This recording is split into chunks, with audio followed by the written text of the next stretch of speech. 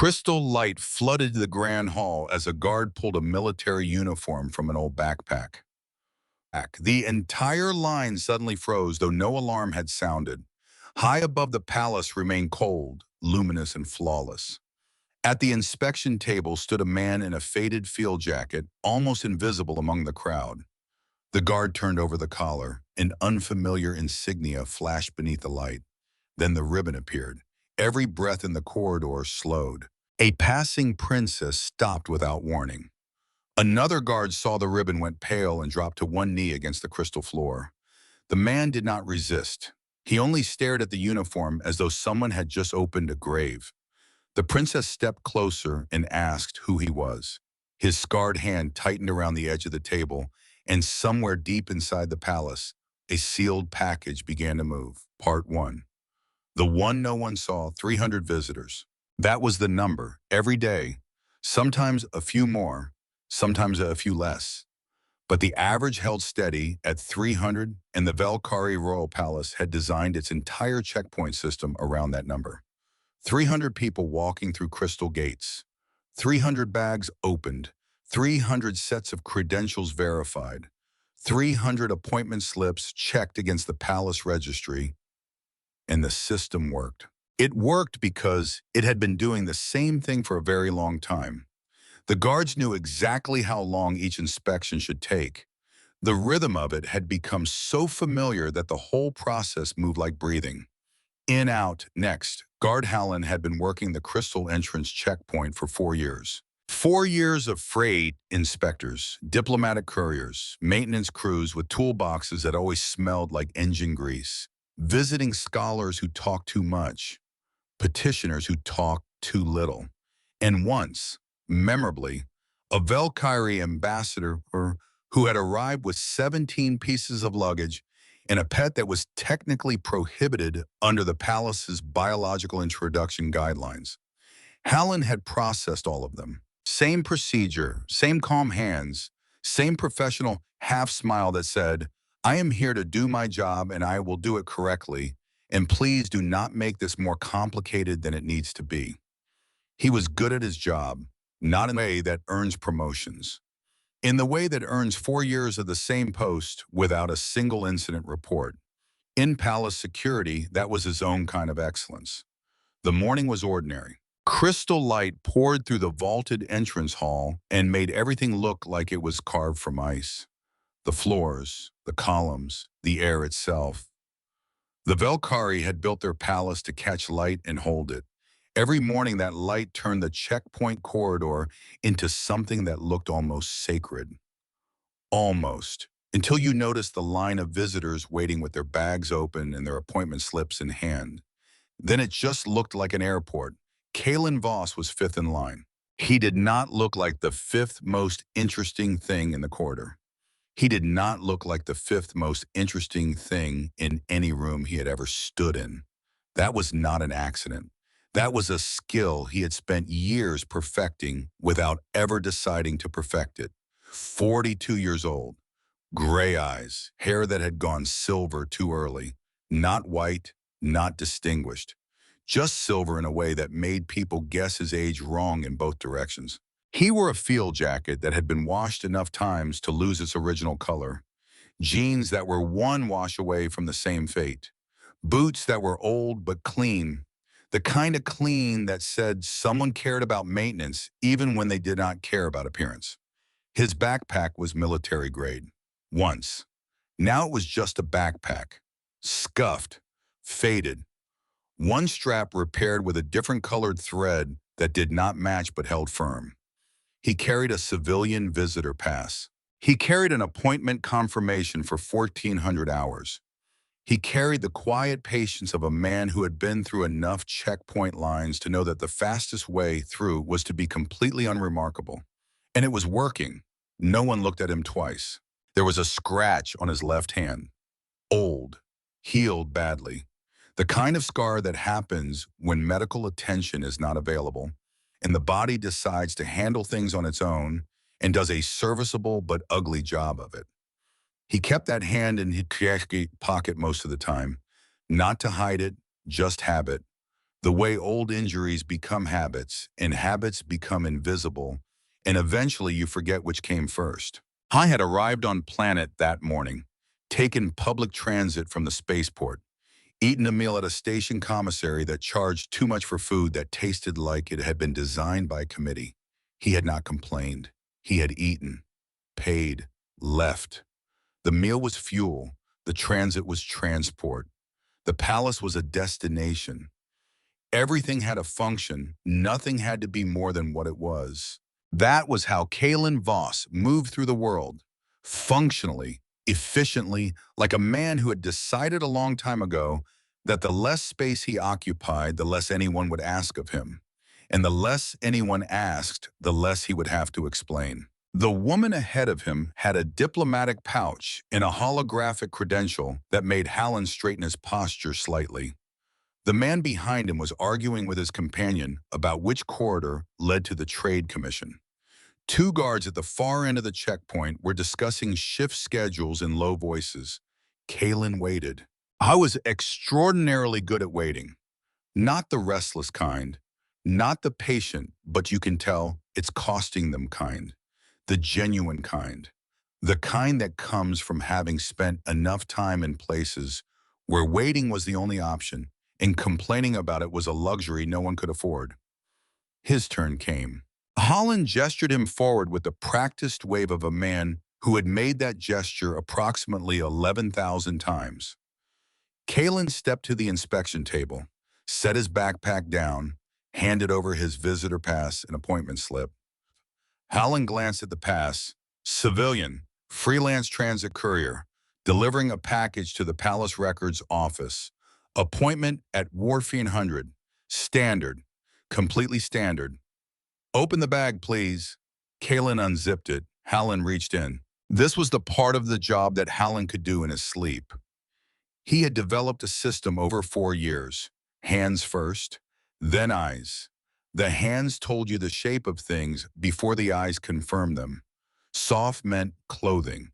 Hard and rectangular meant documents or devices. Hard and irregular meant something worth looking at more carefully.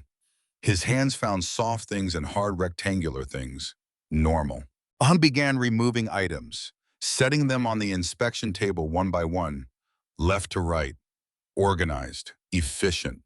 One travel hygiene kit, small, zipped. Standard issue for anyone who spent a lot of time in transit. One collapsible water canister. Military grade once, civilian grade now. Same story as the backpack. One translated appointment confirmation document. Paper, not digital. Unusual, but some couriers preferred hard copies. Hallen made no judgment. One unfolded packet of transit documents. Thick, well organized. Held together with a clip that was slightly bent from being opened and closed many times. One small personal photograph in a cracked protective case. Holland's fingers paused on the photograph, not because it was suspicious, because the case was cracked. And the way it was cracked, it told him without words that this case had been carried for a very long time, through a lot of places. The crack had happened somewhere along the way, and the owner had kept carrying it anyway. He set it down gently and moved on. One folded military uniform, and that was where everything changed. Not dramatically, not with alarms or shouted orders or weapons drawn. Things changed at Hallen's checkpoint the way weather changes on a clear day. Slowly, then all at once. His hand stopped. The fold was wrong, not wrong in the sense of incorrect, wrong in the sense of too correct, too precise, too geometric. This was not someone stuffing a uniform into a backpack to minimize wrinkles. This was a ceremonial fold. Holland knew what a ceremonial fold looked like because he worked in a palace. Guards in palaces occasionally handled military dress uniforms during state visits. He had seen enough of them to know that the ceremonial fold was not a casual skill. It took practice, repetition, the kind of muscle memory that came from doing something over and over until your hands could do it without your brain's involvement. Civilian couriers did not fold uniforms this way. Civilian couriers did not carry military dress uniforms at all. In 4 years at this checkpoint, Hallen had seen military uniforms come through exactly twice, both times during state visits, both times carried by military attachés with full diplomatic credentials and armed escorts and advanced security teams that had swept the corridor 3 hours before arrival. Those uniforms had been carried in specialized garment cases by specialists with documentation. This uniform was in a backpack between a water canister and a hygiene kit, folded with the precision of ceremony and packed with the casualness of laundry. The contradiction was what stopped Hallen's hands. Not the uniform itself, the contradiction. He turned it over. The insignia on the collar was not Valkyrie. Not from any of the 17 species that the Valkyrie military maintained working relationships with. He did not recognize it. The insignia on the shoulder epaulette was also unfamiliar, but structured, official. It belonged to an organization with history and hierarchy and a very specific opinion about where each symbol went. And then the ribbon, tucked into the fold, partially visible at the top layer's edge, catching the crystal light of the corridor in a way that made it look almost like it was glowing. A color Hallen did not recognize, a pattern he had never encountered. He looked at the ribbon, he looked at Kalen. Kalen was watching him, not with alarm, not with the nervous energy of someone caught carrying something they should not be carrying. With patience, the same patience he had shown in line, like someone who had been through this exact moment before many times and was simply waiting for it to pass. Hallen opened his mouth and then closed it. 4 years, 11,000 inspections. He always had a protocol to follow, a script to reference, a next step clearly defined in the procedure manual. He did not have a next step for this, not because the uniform was threatening, not because the ribbon was dangerous. The gap between what was on the table and what was on the man's visitor pass was so wide that his professional competence could not immediately bridge it. He held the ribbon between his fingers, carefully, suspecting it might be more important than he understood. Princess Aylin passed through the checkpoint corridor at approximately the same time every morning. Her schedule required her to move from the royal residential wing to the administrative wing. The checkpoint corridor was the most direct route. She was 24 years old and had been walking this route long enough that it had become invisible to her. The guards saw her every day. She saw the guards every day. They exchanged polite nods. Sometimes a guard would say good morning. Sometimes she would say it first. The interaction had the warmth and depth of two ships passing in a harbor. Familiar, brief, already forgotten by the time it ended. She was not paying attention to Hallen's checkpoint table this morning. She was thinking about the coalition diplomatic reception scheduled for that evening, about the seating arrangements that her father's protocol office had finalized without consulting her, about the speech she had drafted and been told politely but firmly that she would not be delivering. Because she was 24, because she was the third princess, not the heir, not the spare, the third, the one the court called the ornamental princess when they thought she was not listening, and sometimes when they knew she was. She had golden hair that fell past her shoulders in loose waves, pale skin that caught the crystal light of the palace corridors, eyes that were a shade of green so light they looked almost silver in certain angles.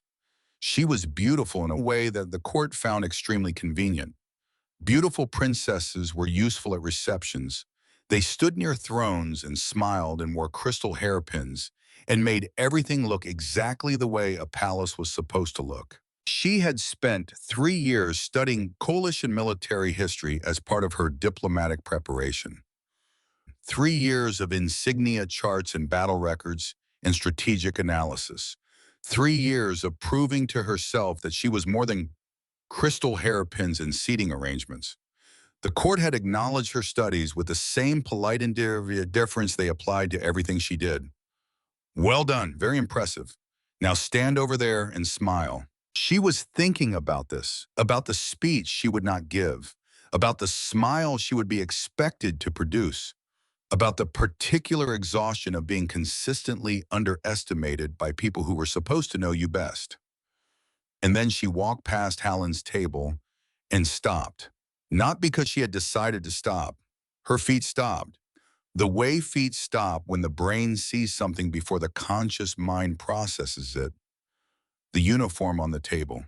She saw the fold first, the ceremonial fold, the precision of it, and she knew immediately the way you know something you have studied, something you have memorized, something you have turned over in your mind late at night when you were supposed to be sleeping, but were instead reading one more chapter of coalition military tradition. Her eyes moved to the insignia, Earth First Fleet. Her heart did something complicated. She had seen that insignia in her studies. In a module about Earth's military history and its place in the coalition's development, a module she had completed with the highest marks in her class, a module that no one in the court had asked her about.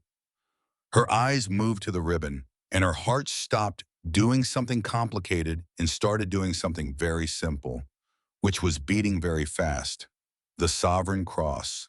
She had studied it at 2 in the morning once, sitting cross-legged on her bed in the residential wing with a data pad balanced on her knee and a cup of tea going cold on the nightstand. She had been reading about it for a research module and had forgotten to sleep. Not because the material was exciting, but because it was heavy. Heavy in the way that real history is heavy when you let it settle into you instead of skimming across the surface.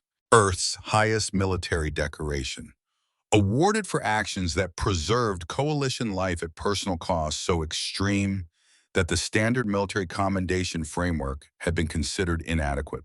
14 times in a century, that was not a decoration. That was a legend, a classification so rare that most military historians studied it as a historical footnote, something that existed in records and textbooks, but not in real life. And it was sitting on Hallen's inspection table, next to a collapsible water canister in a travel hygiene kit. She looked at the ribbon, at the fold, at the insignia, and then she looked at the man standing on the other side of the table. Field jacket, old jeans, silver hair, gray eyes watching Hallen with the unhurried patience of someone waiting for a routine delay to end.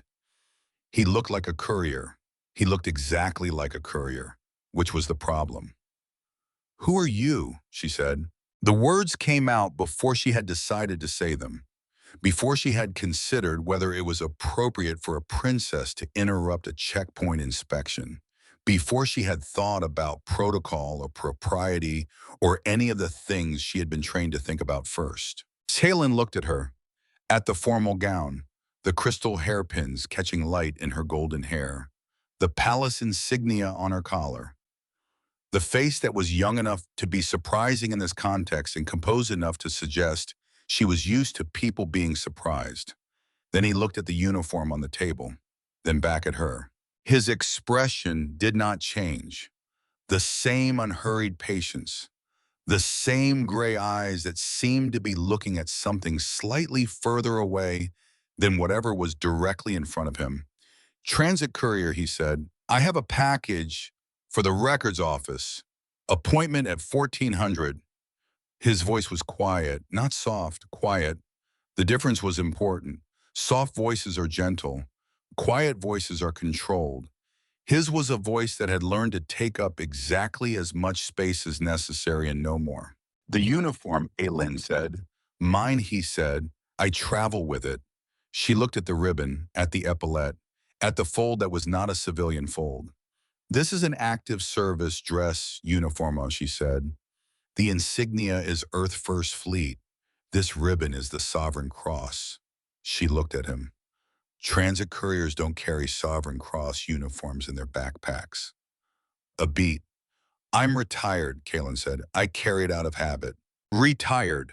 The word retired in the context of this uniform, with this ribbon, was doing more work than any single word should be asked to do. Aylin was young, but she was not uninformed. She was underestimated, but she was not unprepared. 3 years of military history had given her enough context to understand what she was looking at. A man who had at some point in his life done something the human government had considered worthy of the rarest military honor in existence, and who was now standing at a palace checkpoint in old jeans with a civilian visitor pass, waiting to deliver a package to the records office. She felt the weight of that calculation settle into her chest. Hallen looked at the uniform, at the princess, at the man. His face was doing the particular thing that faces do when professional training encounters something it was not designed for. Careful blankness, trying very hard to figure out the next step. And then the guard at the far end of the checkpoint took a knee. Torin, not because anyone told him to, not because there was a protocol for it. He had a better angle on the ribbon than Hallen. The light hit it differently from where he stood. And Torin had also studied coalition military history. 3 semesters of it during his academy training before he ended up at a palace checkpoint. His body had responded before his professional training could produce a more measured alternative. One knee on the crystal floor, head slightly bowed. The posture of someone honoring something they had only ever read about. Kalen looked at Torin, and his expression shifted for the first time since he had walked through the gate. Not dramatically, not in a way that most people would notice. But Aylin noticed because she was watching his face the way you watch something you are trying to understand. The shift was not embarrassment. It was something closer to tired recognition. The expression of someone who has encountered this response before in other places at other checkpoints, and who has not entirely made peace with what the ribbon makes people do. "Please don't," Kalen said, quietly, to Torin. "I'm here to deliver a package." Torin remained kneeling for approximately 4 more seconds, then stood, with the expression of someone who has just done something involuntary and is trying to recalibrate, like someone who sneezed in a library and is now pretending it didn't happen. Except the sneeze was an act of deep military reverence and the library was a royal checkpoint. So the recalibration was taking longer than usual. The other guards at the checkpoint had noticed now. Not all of them knew what was happening, but they knew that Torin was standing up from a position he should not have been in, and that the princess had stopped walking, and that Hallen had gone very quiet behind his inspection table. The line of visitors behind Kalen had grown by 3 people. One of them was checking her appointment slip with the anxious energy of someone who was going to be late. She had no idea what was happening 6 feet ahead of her. She would never know. Some moments happen in small spaces and stay there. Aylin picked up the uniform. She held it with both hands, carefully. The fabric was Earth standard military issue, dense, weighted, designed to hold its shape under conditions that would destroy lighter materials. She looked at the ribbon close up. The color was deeper than she had initially thought. Rich, dark, almost liquid in the crystal light. The pattern was intricate, precise, manufactured by people who understood that what it represented deserved craftsmanship. She looked at Kalen, who had picked up his water canister and was replacing it in his backpack, calmly with the unhurried efficiency of someone packing up after a routine delay. Like having a princess hold your Sovereign Cross uniform while you reorganized your hygiene kit was just another Tuesday. "The records office appointment," she said. "Package delivery," he said. "Transit work. Pays adequately." "What is in the package?" "Historical documents. Archive transfer from a private collector. Standard transit job." A pause. "My 15th this year." 15 transit jobs. Aylin processed that number. Freelance courier rates were not generous. 15 jobs in a year meant this man was working constantly, moving between systems, living out of the backpack that was currently sitting on Hallen's inspection table. A Sovereign Cross recipient, living out of a backpack. She held the uniform and looked at this man who carried a military legend in a worn bag and had an afternoon appointment to deliver archival paperwork to a palace records office. And she made a decision. It was not in any protocol she had been trained for. It was not in any diplomatic preparation module. It was not the kind of decision that ornamental princesses were expected to make. The records office director will meet you personally, she said. I'll arrange it. She looked at Hallen. Clear the inspection. Hallen blinked once. The blink of a man receiving an instruction from a princess that technically fell within her authority but practically fell outside anything he had ever been asked to do. He cleared the inspection. Aylin looked back at Kalen. And when the package is delivered, there is a reception this evening for coalition diplomatic staff. The kind of reception where this uniform would be appropriate. She said it the way she had learned to say things in diplomatic training. Clear, direct, without the rising inflection that turns a statement into a question, without the hedging language that gives the other person room to decline gracefully. She was not offering an invitation. She was presenting a fact. And the fact was that this uniform belonged in a reception hall, not in a backpack. Later, she would wonder where that confidence came from, whether it was the 3 years of study finally finding a purpose, or whether it was something simpler, something about seeing the ribbon in the fold, and the cracked photograph case, and the man who carried all of it like it weighed nothing when clearly it weighed everything. Something about looking at that contradiction and deciding for the first time in her life that she had both the authority and the obligation to act. She did not know yet what the package contained. She did not know about Meridian Rift or the 11 hours or the 6 names. She knew only what the ribbon told her. And the ribbon told her enough. Kalen looked at his backpack, then at the uniform she was still holding, then at her. And for the first time, something moved behind his gray eyes. Not warmth exactly, not gratitude, something older than both. I'm a courier, he said. You're whatever this ribbon says you are, Aylin replied. And the ribbon says considerably more than courier. She held the uniform out toward him. The reception begins at 1900. Hallen will provide directions. Kalen did not take it immediately. He looked at the uniform, at the ribbon, at the fold that his own hands had made that morning. And then he said something that Ellen had not expected. I can't. Not I don't want to. Not that's very kind, but no thank you. I can't. The words sat between them. Heavy. Specific. The word of someone who was not being modest, who was not performing reluctance, who was telling the truth about something that cost him to say. Aylin did not respond immediately. She was 24 years old. She had spent 3 years studying military history and 2 years being told her studies did not matter. She had drafted speeches she was not allowed to deliver and sat through receptions where her only job was to be visible and pleasant. She knew what it felt like to carry something heavy. She did not know what Kalen was carrying, but she recognized the weight. Why, she said, simply, without diplomatic framing, just a word. Why? Kalen looked at the uniform in her hands, at the ribbon, at the fold. The last time I wore this in front of other people, he said. He paused, not for effect, because the words were heavy, and heavy things take time to lift. Was the day I buried my friends.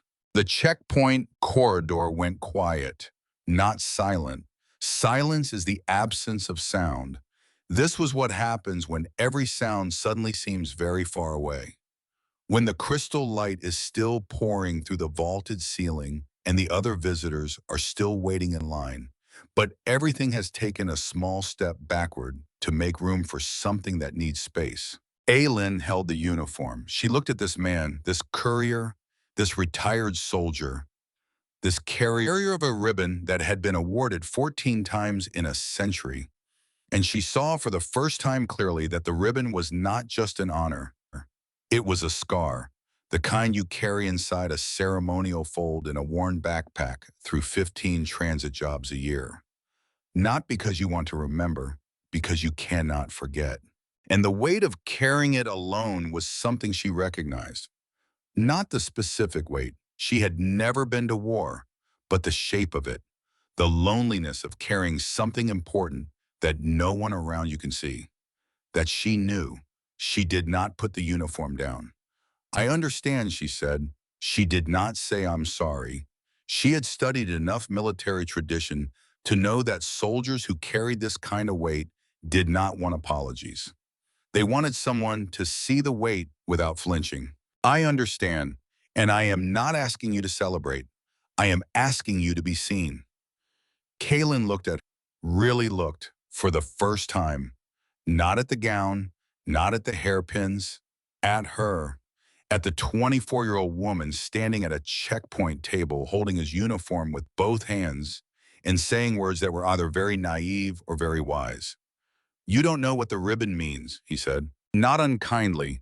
The way you say something to someone who is young and sincere and does not yet understand the full dimensions of what they are touching. 14 times in a century, Aylin said. Awarded for actions that preserve coalition life at personal cost so extreme that the standard commendation framework was considered inadequate. She met his eyes. I wrote my thesis on coalition military honors. I know what the ribbon means. That small thing, that moment of being corrected by a young woman in crystal hairpins who had apparently written a thesis on the subject he was trying to dismiss. That shifted something in Kaylin's expression. Not a smile, not exactly, but the ghost of something that might have been a smile in a previous life. There and gone. You wrote a thesis, he said. I did. On military honors, on the evolution of coalition military recognition systems and their socio-political implications. A beat. No one read it, she added, but I wrote it. And there it was in that small admission, the thing that connected them. Two people standing at a checkpoint table, carrying things that no one around them could see. One carrying a ribbon, one carrying 3 years of expertise that the world had decided did not matter. Kaylin looked at her for a long moment. Then he reached out and took the uniform from her hands, carefully, with the same precision he had used to fold it. The hands of someone who has handled this fabric thousands of times and treats it the same way every time. I can't wear it to a reception, he said. He paused. But I'll deliver the package. Aileen looked at him, waiting. She could feel the sentence was not finished. Something sitting behind his gray eyes deciding whether to come out. This is my 15th job this year, he said. But this is the only one I brought the uniform for. The words landed quietly, like a stone dropping into deep water. No splash, just a slow spreading ripple. 15 jobs, 14 without the uniform, one with it. This one, the delivery to the Valkyrie Palace Records office. The standard transit job that was apparently not standard at all. Why this one, she said. Kalen zipped his backpack, picked it up, settled it on his shoulder with the practiced motion of someone who had done it 10,000 times. Because some packages, he said, need to be delivered in person. He looked at her, steady gray eyes, the same unhurried quality. But underneath it, something else. Something Aylin could not quite name, but could feel. Like heat from a fire in another room. Thank you, he said, for seeing the fold. And then he turned and walked toward the records office corridor. Aylin watched him go. Hallen watched too, still standing behind his inspection table, still holding the checkpoint log where he had not yet written anything. The gap between Transit Courier and Sovereign Cross was a gap that his forms did not have a category for. Torin, the guard who had kneeled, was staring at the corridor where Kalen had disappeared, already trying to find the words for what had just happened. Aylin stood at the checkpoint table. She was thinking about the ribbon, about the fold, about the cracked photograph case she had glimpsed among his belongings, about the 15th job, the one with the uniform, the one that was different. She was thinking about how he had said, the last time I wore this was the day I buried my friends. Not with self-pity, not with drama, with the flat exhaustion of someone stating a fact that had shaped every day since. She was thinking about a man who carried the rarest military honor in existence and called himself a courier, a man who had been seen by a guard who knelt, and a princess who recognized a fold, and who had responded to both with the same quiet words. Please don't. I'm here to deliver a package. That was the thing about people who carried real weight. They did not want you to carry it for them. They did not want you to kneel. They did not want recognition or ceremony or receptions. They wanted to deliver their package. They wanted to do the thing they came to do, and then they wanted to leave. Aylin turned away from the checkpoint. She walked toward the administrative wing, the same route she took every morning, the same crystal corridor, the same light. But the walk felt different today. She was going to find out what was in that package, not because she was curious. Curiosity was a luxury for people who had time and no responsibilities. She was going to find out because of the fold, because a man who folded his uniform with ceremonial precision and carried it in a backpack alongside a hygiene kit was a man who lived in a contradiction. And contradictions in Aylin's experience always had a story underneath them, usually a painful one, usually the kind of story that explained things that the surface could not. She had lived inside a contradiction herself for 3 years. A princess who studied war and was told to smile. A woman who wrote a thesis that no one read. A diplomat who was not allowed to speak. She recognized contradictions. She recognized them the way people who have been hungry recognize hunger in others, instantly, without needing it explained. Something in her training, something in her 3 years of study, something in the way Kalen Voss had looked at his own uniform with an expression that was not pride and was not shame, but was something much more complicated than either told her that the 15th delivery was not what it appeared to be, and that the man carrying it was not what he appeared to be either. But then, she already knew that. The ribbon had told her the moment she saw it. Holland filed his checkpoint report at the end of his shift. It was the most detailed document he had produced in 4 years. Every item from the backpack, listed, described, the fold of the uniform, the ribbon, its color, its pattern, its placement, the princess's intervention, the guard who knelt, the man's responses, word for word, as closely as Hallen could remember them. He spent 40 minutes on a report that usually took him 5. The palace security coordinator read it twice, then forwarded it to the diplomatic office with a single notation. Please verify. If accurate, the records office appointment should have been a state visit. Part 2. What the ribbon doesn't tell the palace records office was in the lower east wing. Not the part of the palace that visitors saw, not the crystal corridors, not the vaulted ceilings with their engineered light. The lower east wing was where the palace kept its bones. Archive rooms with temperature-controlled walls, filing systems that stretched back centuries, climate-sealed vaults for documents too old or too important for digital storage. It smelled like preservation chemicals and old paper. The light was artificial, steady, unbeautiful, designed for reading, not for impressing. Kalen walked through it like he belonged there, not because he did. He walked through every place like he belonged there. Same unhurried stride, same quiet presence, same absolute refusal to take up more space than necessary. His backpack sat on his shoulder. Heavier now, not physically, but the uniform was in there and the photograph. And the thing he had come to deliver, and the weight of all three together was not a weight measured in grams. The records office was at the end of a long corridor. A door, not ornate, functional. The kind of door that said the people on the other side cared more about what they were protecting than how the protection looked. He knocked, and the door opened. Lyra Marin was standing behind it, 30 years old, dark hair pulled back in a way that was practical rather than stylish. Brown eyes that were deep in a way you noticed only if you were looking. Most people were not. Lyra Marin had perfected the art of being present without being noticed. She wore the uniform of the palace archival staff, gray, pressed, unremarkable. She had taken this position 2 years ago and made herself indispensable in the quiet way that archivists do, by knowing where everything was, by treating every document as if it mattered, by arriving early and leaving late and never once complaining about the artificial light or the preservation chemicals, or the fact that her office was in the part of the palace that no one important ever visited. She had a small photograph of her own on her desk, face down, the kind of detail that colleagues noticed but never asked about. Her supervisor had once reached for it during a meeting, casually the way people reach for things on desks that are not theirs, and Lyra had said, "Please don't," so quickly and so quietly that the supervisor had pulled her hand back and never reached for it again. Lyra ate lunch alone most days, not because she disliked her colleagues. She liked them fine.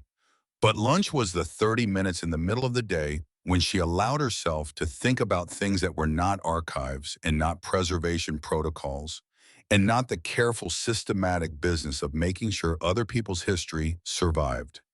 Lunch was when she thought about her own history, which was messier and heavier and did not fit neatly into any filing system. She had been on this planet for 2 years. She had left behind a small apartment on a station orbiting a planet whose name most people mispronounced. She had left behind a mother who understood why she was leaving but wished she wouldn't. She had left behind a life that was fine, comfortable, ordinary, and she had traded it for a records office in a palace basement on a planet where she knew no one.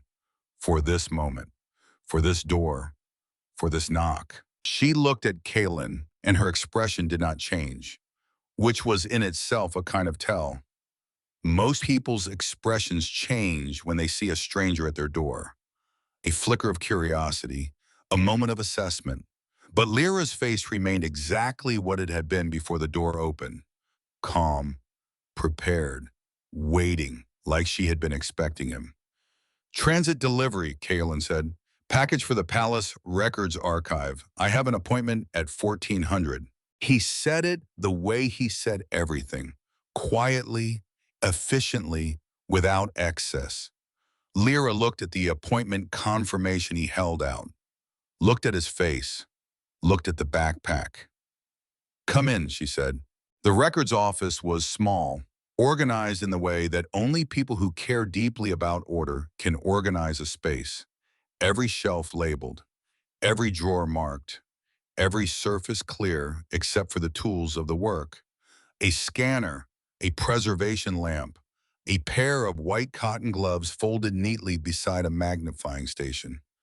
Kalen set his backpack on the floor, opened it, and removed the package.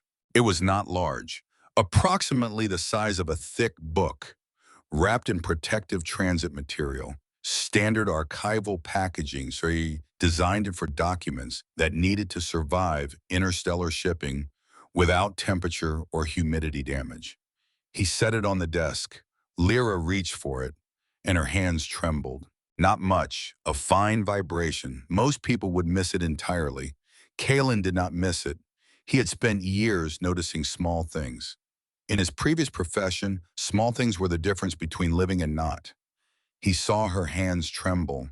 He said nothing. Lyra picked up the package, held it for a moment longer than necessary, not inspecting it, holding it, the way you hold something you have been waiting for, something that has existed in your mind as an idea for so long that the physical reality of it requires a moment of adjustment. "I'll process the intake documentation," she said. "Standard procedure. You'll receive a transit confirmation within 48 hours. Professional, composed. The words of someone who has rehearsed not the words but the composure." "Thank you," Kalen said. He stood there. Lyra stood there. And the space between them was very small and very large at the same time. Two people in the same room both knowing something that neither of them was saying. Kalen picked up his backpack. "Is there anything else you need?" Lyra asked. "No," he said. "The delivery is complete." He turned toward the door. "Mr. Voss." He stopped. A simple pause. A half-turn. Lyra was holding the package against her chest. Both hands. The trembling was gone, or controlled, or hidden. "Thank you for bringing it yourself," she said. The specific weight on the word yourself was not the gratitude of someone receiving a standard transit delivery. Kalen looked at her for 3 seconds, maybe 4. The kind of look that carries a conversation without words. Two people deciding simultaneously how much they are willing to acknowledge. Some packages need to be delivered in person, he said, the same words he had said to Aylin at the checkpoint. But heavier now, because now they were being said to the person the package was actually for. He left. Lyra stood in the records office, holding the package, listening to his footsteps fade down the corridor. When the sound was gone, she sat down at her desk, set the package in front of her, placed both hands flat on the surface. She was not trembling anymore. She was breathing deliberately, the way you breathe when you need your body to understand that this moment is real, that the thing you have been waiting for has arrived, and that readiness does not matter because it is here. She looked at the photograph on her desk, the one that was face down. She turned it over. A man in military uniform, tall, dark-haired, smiling the half-embarrassed smile of someone who does not like having his picture taken, but is doing it anyway because someone he loves asked him to. Her father. She looked at his face for a long moment. Then she opened the package. Aylin did not go to the administrative wing. She went to the palace library. The library was her territory, not officially. Officially, the library belonged to the palace cultural office. But Aylin had spent more time in this room than anyone currently employed by the palace. 3 years of research, 3 years of late nights, 3 years of pulling old texts from shelves that no one else bothered to reach. The librarians knew her by name. They knew her preferences. They knew that when she came in with that particular expression, the one halfway between determination and obsession, she was going to be there for a while. She sat at her usual terminal, pulled up the Coalition Military Records database, and typed 2 words, Sovereign Cross. The results loaded, 14 entries in a century, each one a single line in a classified honor registry. Name, rank, date of action, brief description, classification level. She scrolled. Most were classified beyond her access level. Redacted names, redacted descriptions, information that existed behind security clearances she did not have. But one entry was partially visible. The action it described had involved coalition civilians from multiple species, and the coalition's transparency protocols required that any military action involving multi-species, say civilian populations, be documented at a minimum classification level, accessible to diplomatic staff. Aylin was diplomatic staff, technically, the ornamental kind, but technically counted. The entry read, Meridian Rift Engagement, Earth Standard Date, redacted. First Fleet Earth Expeditionary Corps, 7-member unit holding defensive position during emergency civilian evacuation. Duration of engagement, 11 hours. Civilian lives preserved, approximately 4,000. Unit casualties, 6 of 7. Sole survivor awarded Sovereign Cross. She read it once, then again, then a third time. 7 people, 11 hours, 4,000 civilians, 6 dead, 1 survivor. She leaned back in her chair, and for a moment she was perfectly still. The way you become still when the full weight of something lands on you, not the understanding of it, the weight. 6 dead, 1 survivor, and the survivor was currently somewhere in the lower east wing of this palace, delivering a package in old jeans. She closed her eyes, and she saw him standing at Hallen's checkpoint, watching Torin kneel with that tired expression, saying, please don't, saying I carry it out of habit like the habit was just a thing and not a wound wrapped in ceremonial fabric. She opened her eyes and began searching for everything she could find about the Battle of Meridian Rift. The information was scattered, partial, the way military information always is when the full truth is classified and the partial truth is all that diplomatic access allows. But Ulin was good at this. 3 years of research had taught her how to read between redactions, how to cross-reference dates and unit designations and casualty reports, how to build a picture from fragments the way an archaeologist builds a skeleton from bones. Meridian Rift was a mining colony, deep space, joint species settlement, approximately 4,000 civilians, workers, families, children. The kind of colony that existed on the edges of coalition space because someone needed to extract the minerals and someone needed to feed and house the people who did the extracting. The attack came without warning. 1 hour, the colony was running normal mining operations. The next hour, the perimeter alerts were screaming and the civilian emergency protocol was activating. And 4,000 people were being told to move toward the evacuation corridor. Move now. Do not pack. Do not return for belongings. Move. She could not find details about who attacked or why. That information was above her clearance, but she found the tactical summaries that described the scale of the assault force. And the scale was the kind that military analysts described with words like overwhelming and untenable and catastrophic. The colony had a single evacuation corridor, one way out, one choke point, and the assault force was converging on it. She found the casualty projections. The initial estimates prepared by coalition military analysts after the colony's distress signal was received. Expected civilian survival rate less than 12%. Less than 12%. That meant the analysts had looked at the situation and concluded that approximately 3,500 people were going to die. But they didn't. 7 soldiers held a defensive position at the colony's only evacuation corridor for 11 hours while transports loaded and launched, while 4,000 civilians moved through a single choke point that should have been overrun in the first 20 minutes. The tactical reports use words like extraordinary and unprecedented.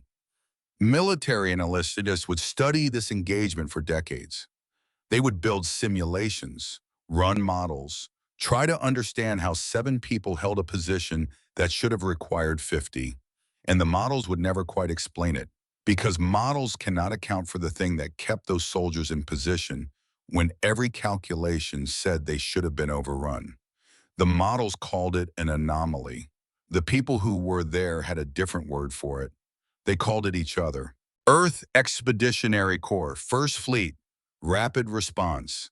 The kind of unit deployed to situations where the expected outcome was catastrophic and the goal was to reduce the catastrophe by whatever margin was possible.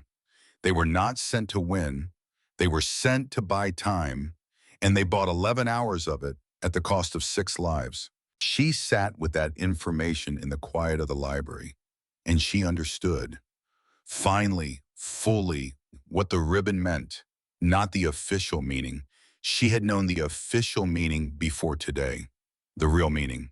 The meaning that lived inside the ceremonial fold, in the cracked photograph case, in the gray eyes of a man who called himself a courier. 6 names the survivor carried every day.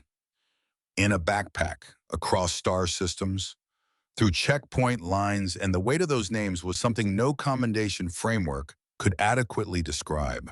She found him in the palace garden, not because she looked there first. She looked everywhere else first. The records office, the visitor waiting area, the commissary, the transit lounge where couriers sometimes waited for departure clearance.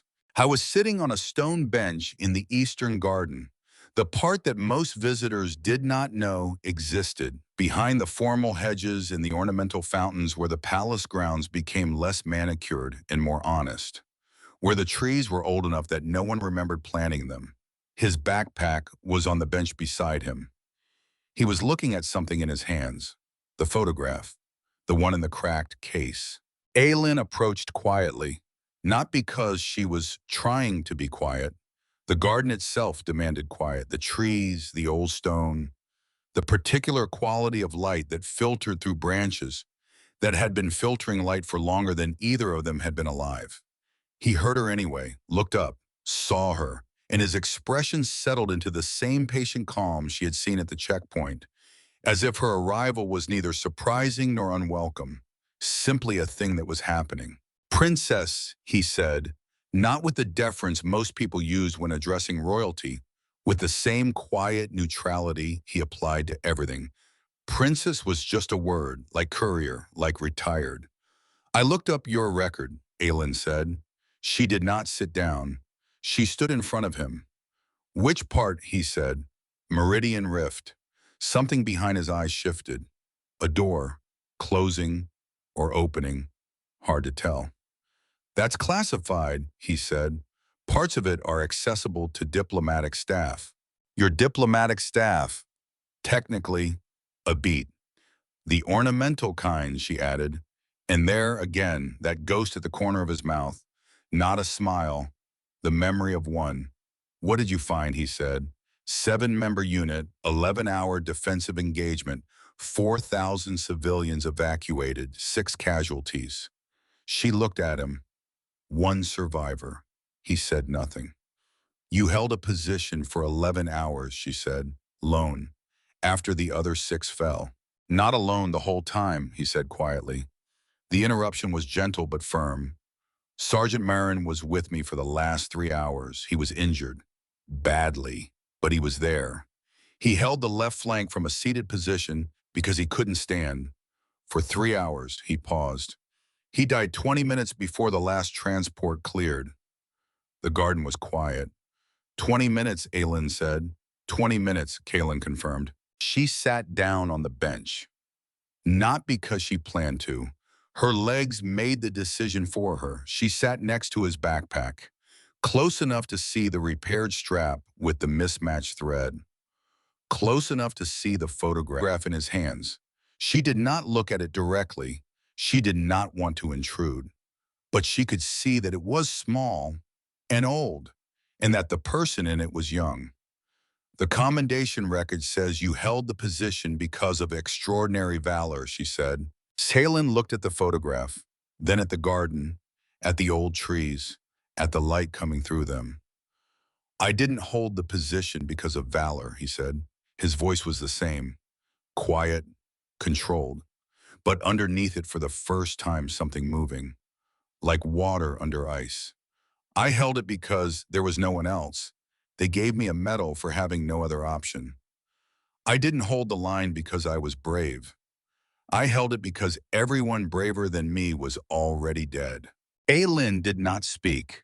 She understood with the particular clarity that comes from having studied something for years and then suddenly meeting it in person, that the gap between the official record and the lived experience was not a gap of facts. It was a gap of meaning. The record said valor. He said no other option. The record said extraordinary. He said everyone better than me was gone. Both were true. Neither was the whole truth. And the space between them was where Kaylin Voss had been living for 11 years. The medal calls you a hero, she said. The medal calls me a survivor, he said. Hero is something other people decided. Survivor is what actually happened. He put the photograph back in the cracked case, carefully, with the particular gentleness of someone who has learned that the things worth protecting are usually small and fragile and easily broken. I didn't save enough people, he said. He said it the way you say something you have said to yourself so many times that it has worn smooth, like a stone in a river. The words had lost their sharp edges but none of their weight.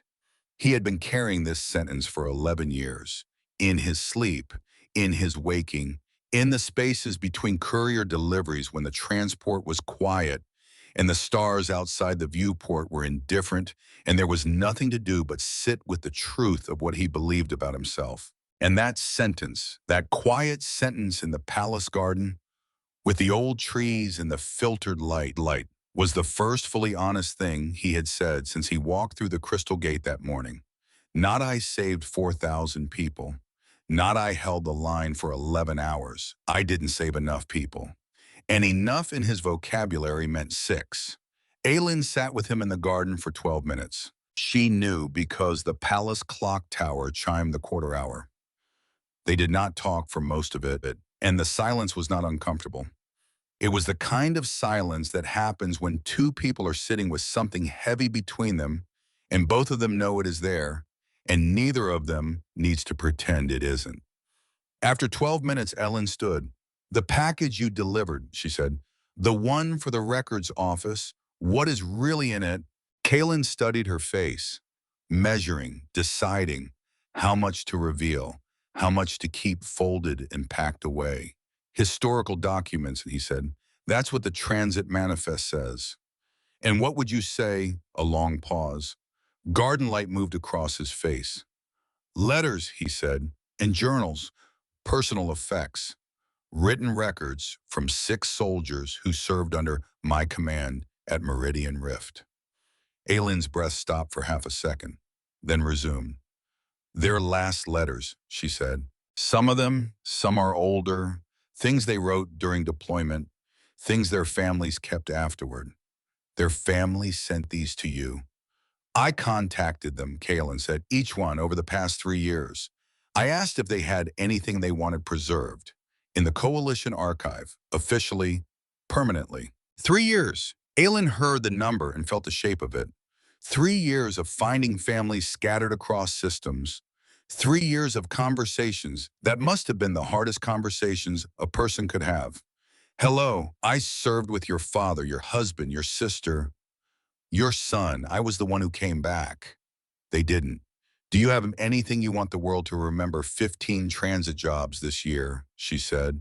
14 to pay for the travel. Yes. And the 15th, this one, to deliver their letters? To deliver their letters. She looked at him, at the backpack, at the cracked photograph case in the side pocket. That's why you brought the uniform. He nodded, once. Some deliveries required the uniform, not for ceremony, not for show. The people who wrote those letters deserved to have them delivered by someone dressed in what those letters were about. Service, duty, the specific formal weight of a life given to something larger than itself. 14 trips in courier clothes. One trip in the shadow of a uniform folded with ceremonial precision. This was the trip that mattered. And he had nearly walked through it invisibly, would have if Hallen had not paused at the fold, if Ellen had not walked past at the right moment. If the crystal light had not caught the ribbon at the right angle, he would have delivered the package, signed the receipt, walked out, and no one would have known. Did you plan for anyone to know? She asked. No. Did you want anyone to know? He was quiet for a moment. I wanted to deliver the package, he said. That was enough. Aylin returned to the records office. She walked through the lower east wing with a speed that was not quite running, but was definitely not the measured pace of a princess who had been trained to glide through palace corridors as if gravity was a suggestion. She reached the door, knocked, waited. Lyra opened it. Her eyes were red, not dramatically, not visibly to anyone who was not looking for it, but Aylin was looking for it. And the redness was a detail that clicked into place alongside every other detail. Like a lock finding its key. May I come in? Aylin said. Lyra stepped aside. The package was open on the desk. Its contents spread carefully across the surface. Not scattered, arranged. The way an archivist arranges things when every piece matters and placement is a form of respect. Letters, handwritten, some on military stationery, some on personal paper, some on scraps of whatever was available. 6 different hands, 6 different people, 6 different ways of holding a pen and pressing it against paper and leaving behind something that would outlast the person holding it. One letter was written on the back of a supply requisition form. Someone had run out of paper and used what was available. The handwriting was small, cramped. The handwriting of someone who had a lot to say and not enough space to say it. The letter began with Dear Mom and ended with a signature that was half printed, half cursive. The kind of signature that belongs to someone young enough that their handwriting had not yet decided what it wanted to be when it grew up. It never got the chance to decide. Another letter was in an envelope that had been sealed, opened, resealed, and opened again. Someone at home had read it many times before sending it back to Kaylin. The adhesive had given up. The envelope was held closed by a small piece of tape with a handwritten note. She read this every night for 2 years. Please keep it safe. Journals. Small, worn. the kind that fit in a uniform pocket, and photographs, not many, but enough faces, young faces mostly, some in uniform, some not. One of a woman holding a baby, one of a sunset over what looked like an ocean, one of a group of soldiers, 7 of them, arms around each other, grinning. The particular grin of people who do not know what is coming and would not believe you if you told them. Aylin looked at the photographs. She looked at Lyra. "You know who he is," Aylin said. Not a question. Lyra looked at the desk, at the letters and journals and photographs, at the faces of people she had never met, and one person she had. "I've known for 3 years," Lyra said. The words came out steady, the steadiness of someone who has practiced saying this in their head many times and is now finally saying it out loud. "3 years ago, I received a message from a man named Kalen Voss. He said he had served my father. He said he was collecting personal records from the families of every member of his unit. He asked if I had contributed to a coalition archive." She touched one of the journals, lightly. "This was my father's journal. He kept it during deployment. I didn't know he kept a journal until after he died. My mother found it in his personal effects." She picked it up, held it with both hands, with the particular care of someone holding something that contains a voice they will never hear again. "My father was Sergeant Cale Marin," she said. The name landed in the room like a stone landing in still water. Sergeant Marin. The man who held the left flank for 3 hours from a seated position because he couldn't stand. The man who died 20 minutes before the last transport cleared. The last soldier to fall at Meridian Rift. Aylin felt the room tilt, not physically, emotionally, something she thought she understood rearranging itself into something larger and more painful and more beautiful than what she had before. "Your father," she said. "My father. He died at Meridian Rift. He died in Kalen Voss's arms." Lyra set the journal down gently. "I was 19 when the notification came. Second year of archival studies. I was in the middle of a lecture about document preservation methodology. My comm buzzed. I ignored it. It buzzed again. I ignored it again. When the lecture ended, I checked it. It was my mother. 6 missed calls, no messages, just 6 calls." She paused. "I called her back from the hallway outside the lecture room. There were students walking past me, talking about the assignment that was due next week, complaining about the cafeteria, living their ordinary Tuesday. And my mother was on the line telling me that my father was dead, that he had died holding a defensive position at a colony I had never heard of. And the students kept walking past me, and the world kept going, and I stood in that hallway and I could not make those two things exist at the same time. My father being gone and the world continuing as if he wasn't." She looked at Aylin directly, without the professional composure, without the archivist's neutrality. "I remember the officer who came to our door 2 days later.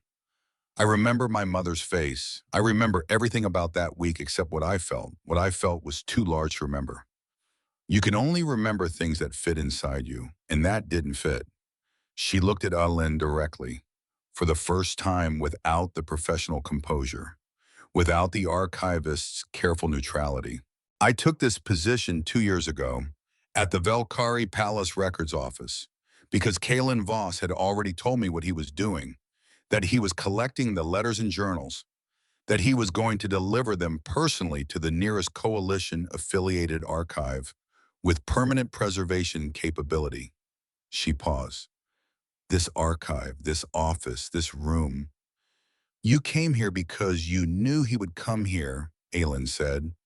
"I came here because I needed to be here when he did." "Why?" And Larker said something that changed everything. "Because there is something I need to tell him. Something he needs to hear, and he has been carrying the weight of not hearing it for 11 years. Aylin waited. "He thinks my father died because of him," Lyra said. "He thinks he failed, that if he had been faster, stronger, better, my father would have survived those last 20 minutes." She looked at the journal on the desk, open now to a page near the end. handwriting that was shaky, uneven, written by a hand that was losing strength. My father wrote about Kaylin in this journal, in the last entry, the one he wrote during those final hours while he was holding the left flank.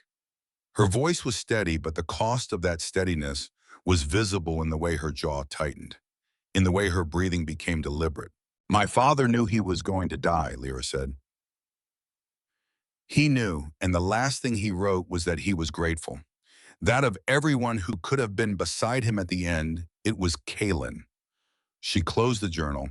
Kaylin Voss has been carrying guilt for 11 years, for surviving, for not saving my father, for being the one who came back. She looked at Aylin, and my father's last words were gratitude, that Kaylin was there. Aylin stood in the records office for a long time after Lyra finished speaking.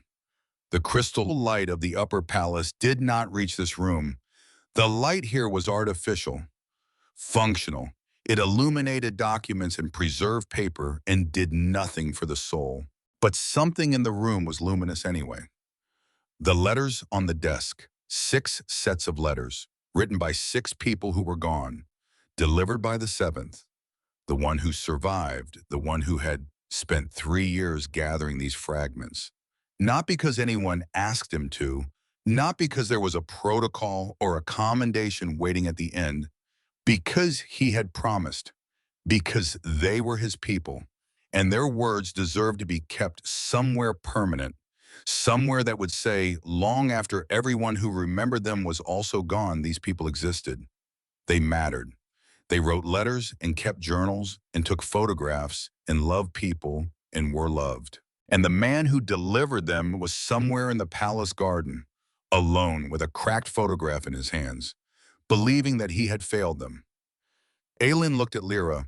The reception tonight when she said, Coalition Diplomatic Staff, formal event. Will you come? I'm an archivist, Lyra said. I don't attend diplomatic receptions. I'm an ornamental princess. I'm not supposed to give speeches. Something passed between them. 2 women in a small room surrounded by the letters of the dead, both carrying things that the institutions around them had decided did not matter. An archivist who took a job on another planet to be present for a delivery. A princess who studied military history for 3 years and was told to stand near a throne and smile. Things changed tonight, Aylin said. What are you planning?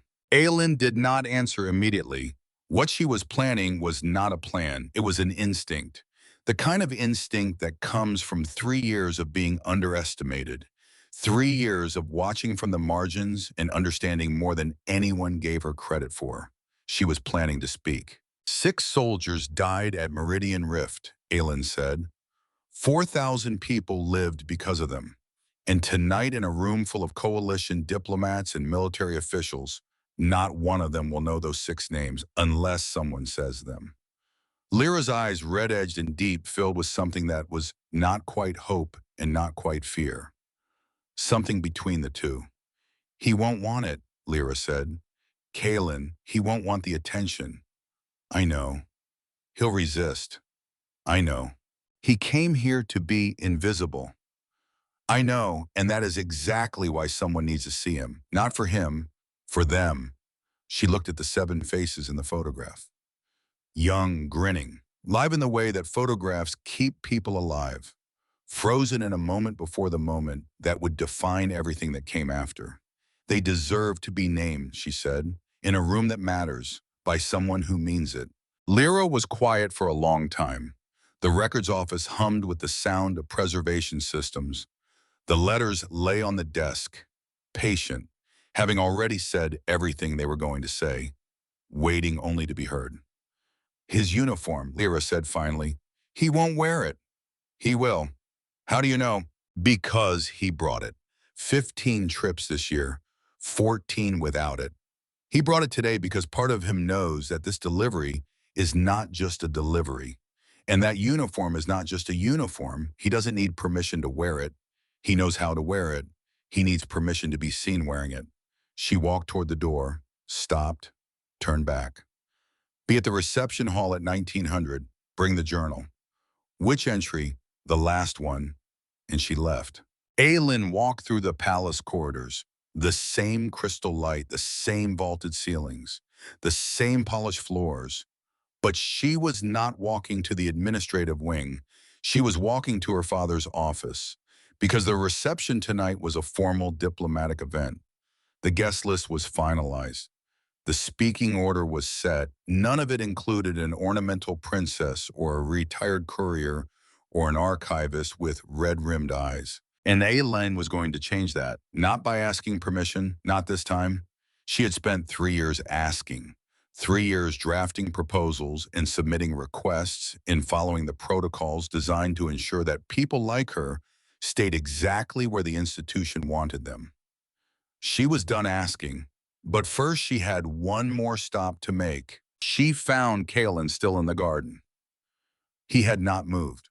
The photograph was back in the cracked case tucked into his jacket pocket, now instead of the backpack. He saw her coming and did not stand, just watched her approach with those gray eyes that had already seen more today than he had planned to show anyone. "You spoke to Lyra," he said, not a question. He had put together the timeline the same way he put together everything, quietly, completely. "I did. You know who she is."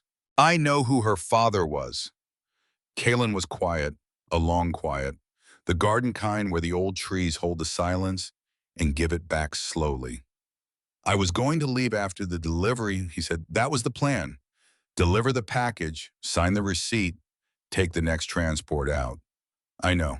The plan didn't include a princess or a reception or he stopped, looked at the garden, at the old trees, at the light filtering through them, creating patterns on the stone that shifted with the wind. Or any of this. "Plans change," Aelin said. "Not mine, not usually." She sat down on the bench. This time she had planned to. Kalen. It was the first time she had used his name, and the sound of it in her voice in this garden had a weight that surprised both of them. "The reception tonight is not about you. It's about 6 people who deserve to be remembered in a room that matters. You are the only person alive who can name them all, who served beside them, who was there." He looked at the cracked case in his pocket, the photograph he had been carrying for 11 years. "Lyra will be there," Elin said. "She has something to say to you, something she has been waiting to say for a very long time, and she cannot say it if you are on a transport." He was still for a long moment, still in the way that only soldiers and stones are still, the absolute absence of unnecessary movement. "If I wear the uniform," he said, "it's not for the room, not for the diplomats, not for the attention. I know. It's for them, the 6. I know." He looked at her, and for the first time she saw something in his expression that was not patience or composure or the carefully maintained neutrality of a man who had spent 11 years trying to disappear. She saw decision. "I'll need to press it," he said. "The palace has facilities." He nodded, once. The nod of a man who has just agreed to something that will cost him, who knows it will cost him, and who has decided that the case is worth paying. He stood, picked up his backpack, settled it on his shoulder. 1900, he said. 1900. He walked toward the palace, toward the servants' wing where the pressing room was, toward the uniform that was waiting in his backpack in its ceremonial fold, toward the evening that would change everything. Aelin watched him go. Then she stood, straightened her shoulders, and walked toward her father's office. The corridor stretched ahead of her, long, gleaming, empty. And for the first time in a very long time, Princess Aelin of Valkyrie did not feel ornamental. She felt like someone who was about to do something that mattered. Part 3, being seen. The palace pressing room was in the servants' wing, not the part of the palace that princesses visited, not the part that diplomats saw, the part where uniforms were starched, where table linens were folded, where the invisible machinery of palace elegance did its work behind doors that no one important ever opened. Kalen stood in front of the pressing table. His uniform was laid out flat, the creases from the ceremonial folds still visible, like lines on a face. Evidence of time spent in a particular position, evidence of being carried. The palace attendant who had shown him to the room had looked at the uniform, then at Kalen, then at the uniform again, and had left without asking questions. Either excellent professional training or the result of whatever instructions Elin had given. He ran his hand along the sleeve. The fabric was dense, Earth-standard military issue, designed to hold its shape in conditions that would destroy lighter materials, designed to look the same after 100 wearings as it did after the first, designed to outlast the person wearing it, and it had outlasted 6 people. He pressed the uniform himself, not because the palace lacked staff. This was something he did, always had, a ritual, not a task, iron to fabric, heat to wrinkle. The slow transformation of something creased and folded into something sharp and formal and ready. He pressed the collar first, where the Earth First Fleet insignia sat. 2 small metal pins, silver, worn at the edges from being handled, from being packed and unpacked and touched by fingers that remembered what the insignia meant, even when the mind was trying to forget. Then the shoulders, where the epaulets attached, rank designation, unit marking, then the chest, where the ribbon sat. He paused at the ribbon, not because it needed pressing. Ribbons do not wrinkle. They are designed to remain exactly what they are, regardless of what happens around them, which was either admirable or cruel, depending on the day. He touched it with one finger. Dark, rich, not gold, not silver, not any of the bright shouting colors that lesser decorations used. The Sovereign Cross ribbon was the color of something that had been through fire and come out the other side. Not unscathed, but intact. And every time someone wore it, they had the same question sitting somewhere behind their eyes, the same question Kalen had been carrying for 11 years. Why me? Not why was I honored? That part had an answer. Why did I survive? That part did not. He finished pressing the uniform, hung it on the provided hanger, stepped back, and looked at it. It looked like what it was. A military dress uniform belonging to a decorated soldier. Clean lines, sharp creases, insignia in place, ribbon in place. Everything exactly where it should be. It looked like a soldier should be standing inside it. And Kalen was not sure he was that soldier anymore. He had been a courier for a long time, long enough that the word had settled into his identity like sediment settling to the bottom of a glass. Layer by layer, year by year, until courier was not something he did, but something he was, and soldier was something he had been, past tense. Except the uniform did not know about past tense. The uniform was present tense, always, standing on that hanger in the pressing room of a palace on a planet that was not Earth, looking exactly the way it had looked the last time he wore it. The ribbon did not need pressing, but he straightened it anyway, adjusting it by fractions of a millimeter, the way he had adjusted it before the funeral, before the ceremony, before the 7 empty chairs at the unit's final debrief, where he sat at the head of a table designed for 7 and filled one seat and tried to give a report to a room that kept looking at the 6 empty places. He closed his eyes, and he was there again, standing in a military cemetery. Earth, 6 graves, fresh dirt that had not yet learned to grow grass, 6 names on 6 stones, and him, in this uniform, this exact uniform, with this ribbon, the weight of the fabric on his shoulders feeling like the hands of 6 people pressing down, not to hurt, not to punish, just to remind, we were here, you are here. The difference between those 2 facts is the thing you will carry for the rest of your life. He opened his eyes. In the garden, Alan had said it was for them, the 6, not for the room, not for the diplomats, for them. He took the uniform off the hanger and began to dress. The reception hall was on the palace's 3rd level. If the checkpoint corridor was designed to impress, the reception hall was designed to overwhelm. Crystal columns rose 3 stories to a vaulted ceiling, engineered to catch and multiply light until the entire room seemed to glow from within. Floors polished to a mirror finish. Long tables draped in fabrics that cost more than most people earned in a year. And people. The room was full of people who belonged in rooms like this. Coalition diplomats in formal attire, military officials in dress uniforms from a dozen species, ambassadors, advisors, attachés, the particular ecosystem of people who gather in beautiful rooms to make decisions that affect people who will never see beautiful rooms. They move through the space with the ease of practice, greeting each other with handshakes and nods. The specific choreography of diplomatic socializing that looks natural but is in fact as rehearsed as any ballet. Aylin stood near the entrance. She had changed into a formal diplomatic gown. White, simple, the kind of simplicity that required confidence. Her hair was pulled back with different hairpins than the ones she wore during the day.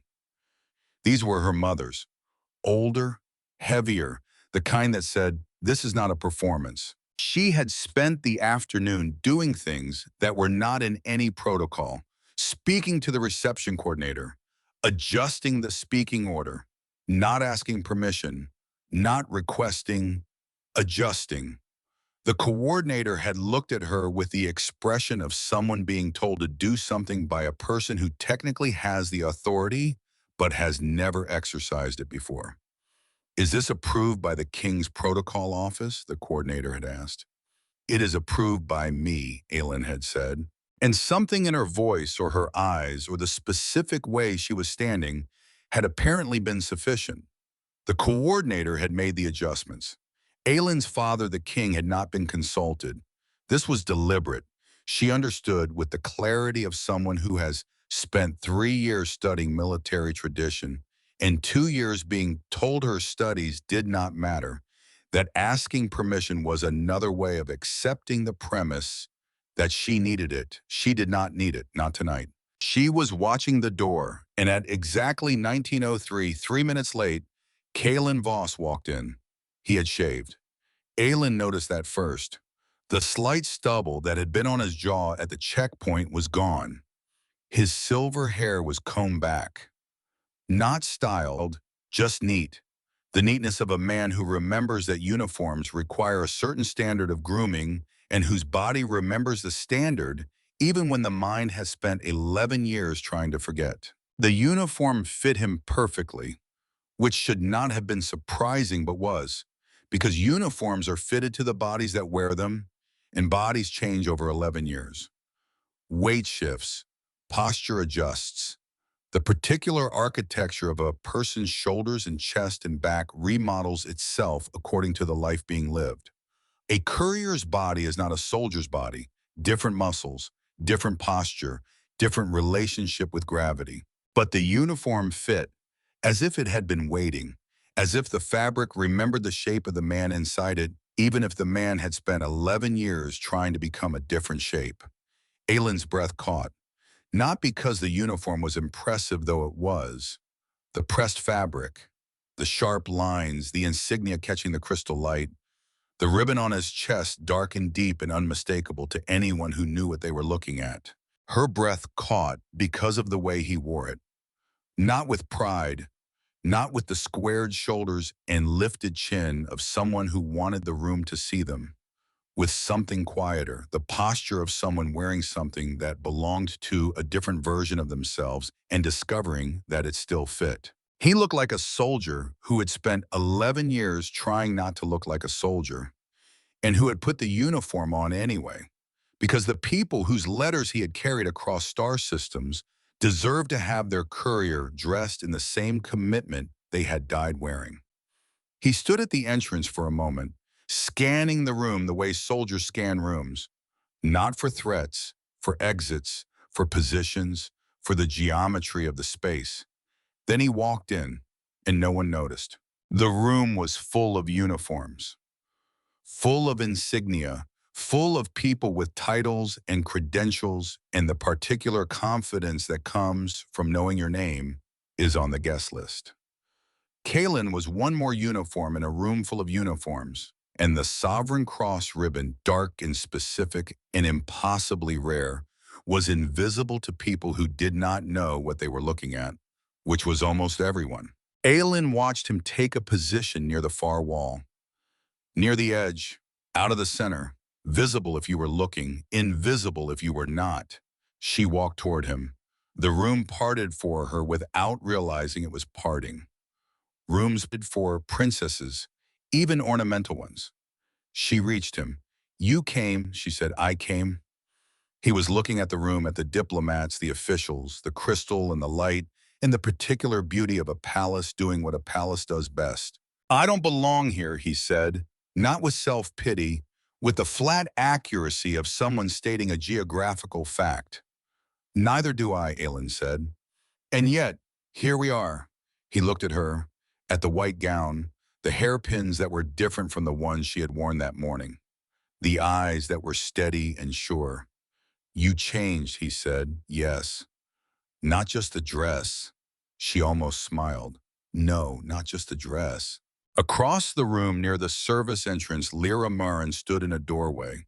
She was wearing a simple dark dress, not archival gray, something personal, something chosen. She held a small book against her side, close to her body, the journal, her father's journal. Aylin saw her, caught her eye. The look that passed between them was the look of two people who have agreed to do something that neither of them is entirely sure will work, but who are going to do it anyway, because silence was no longer acceptable. The speaking order at a coalition diplomatic reception followed strict protocol. Host government representative first, then the senior coalition delegate, then scheduled dignitaries. Each speech allocated a specific number of minutes, each transition smooth and practiced. Aylin was not on the speaking order. She had never been on the speaking order at any reception or formal event in her entire life. Third princesses did not speak at diplomatic receptions. They attended them, they stood, they smiled, they were present, and their presence was the contribution. Beauty, youth, the visual suggestion that the royal family was vibrant and attractive and worth paying attention to. She had accepted this for years, not tonight. The senior coalition delegate finished his remarks. The protocol coordinator stepped forward to introduce the next speaker, and Ellen moved. She did not rush. She did not push past anyone. She simply walked from her position near the wall to the speaking platform, with the steady stride of someone who has made a decision and is not interested in being redirected. The coordinator saw her coming. His expression did the particular thing that expressions do when protocol encounters reality, a kind of controlled alarm. "Your Highness, this is not—" "Thank you," Aylin said, and stepped past him onto the platform. The room adjusted, not immediately. Rooms full of diplomats do not adjust immediately. They notice, they calculate, they assess, and then they adjust, like a school of fish changing direction. Not because any individual fish decided to turn, but because the collective awareness shifted. A princess was on the speaking platform. The third princess, the one who didn't speak. The room went quiet, not the respectful quiet of an audience preparing to listen. The confused quiet of people trying to determine whether what they were seeing was planned or accidental. Aylin stood on the platform, crystal light falling from above. She looked exactly the way a princess was supposed to look. Beautiful, composed, decorative. Except for her eyes. Her eyes were not decorative. Her eyes were the eyes of a woman who had spent 3 years studying the cost of war, and who had spent one afternoon sitting next to a man who carried that cost in a backpack, and who had decided in a records office surrounded by the letters of the dead that some things were more important than protocol. "This evening," she said, her voice carried, not because she raised it, because the room was silent, and silence carries voices farther than any amplification system. "This evening I want to tell you about something that happened 11 years ago at a mining colony called Meridian Rift." The room remained quiet. "Most of you have never heard of Meridian Rift. It was a deep space colony, joint species settlement, Approximately 4,000 civilians, workers, families, children. She paused, not for effect, because the next words were heavy. 11 years ago, that colony was attacked. The initial military assessment projected a civilian survival rate of less than 12%. That means the analysts believed approximately 3,500 people, including the children, were going to die. She looked across the room. They didn't die. She let the words sit. They didn't die because 7 soldiers from Earth's First Fleet held a defensive position at the colony's only evacuation corridor for 11 hours, while 4,000 civilians moved through a single choke point and reached the transports and survived. The room was very still. 7 soldiers held that position. 6 of them did not survive. She looked at Kalen, who was standing near the wall, where she had left him. His gray eyes were fixed on her, and his expression for the first time since she had met him that morning was completely unguarded. Not because he had chosen to lower his defenses, because she had walked past them before he realized what she was doing. "The 7th soldier is in this room tonight," Aelin said, and the room turned, not all at once, in waves, heads moving, eyes scanning. The collective attention of 200 people trying to locate a single person and finding him near the wall, in a pressed uniform with sharp creases, with an insignia they were now looking at closely, with a ribbon on his chest that most of them had only ever seen in textbooks. Kalen Voss, standing still, with the absolute composure of a man who had survived 11 hours under fire and had thereby established a baseline for stressful situations that a diplomatic reception could not approach. But his eyes were not composed. His eyes were the eyes of a man who had been seen, fully, completely, in a room full of strangers, by a young woman who had decided that his invisibility was no longer acceptable. "I would like to ask him to stand," Aelin said. Kalen did not move. For 3 seconds, 4, 5, the room waiting, the crystal light waiting, Aelin waiting, everything waiting for a man who had spent 11 years standing down to stand up. He stood. He was already standing. But there is standing in a room and there is standing before a room. The difference is the difference between being present and being visible, between existing in a space and claiming it. He stood before the room, and the room saw him. "He came here today as a courier," Aelin said. "He came to deliver a package to the Palace Records office, a package he has spent 3 years assembling, containing the personal letters, the journals, and the final words of the 6 soldiers who gave their lives at Meridian Rift." She paused. "He contacted their families himself, one by one, over 3 years. He asked each family if they had anything they wanted preserved in a coalition archive, permanently, so that their words would last." She looked at Kalen. "He paid for the travel with 14 other courier jobs this year. 14 deliveries to fund the 15th, the one that mattered." The room was quiet in the way that rooms become quiet when something true is being said. Not polite quiet, the specific quiet of people hearing something that is rearranging their understanding of the evening and the room and the man near the wall. 14 deliveries to afford the 15th, she said again. Let it sit. Let the room do the math. Let the ambassadors in their tailored suits and the generals with their staff cars and expense accounts calculate what it meant to spend a year working manual transit jobs to fund a single act of remembrance. "I did not know any of this when I met him this morning," Aelin said. "I met him at a checkpoint where a guard had opened his backpack and found a military uniform folded in the ceremonial tradition, with insignia he didn't recognize and a ribbon he had never seen." She looked at Holland, who was standing near the service entrance in his off-duty clothes.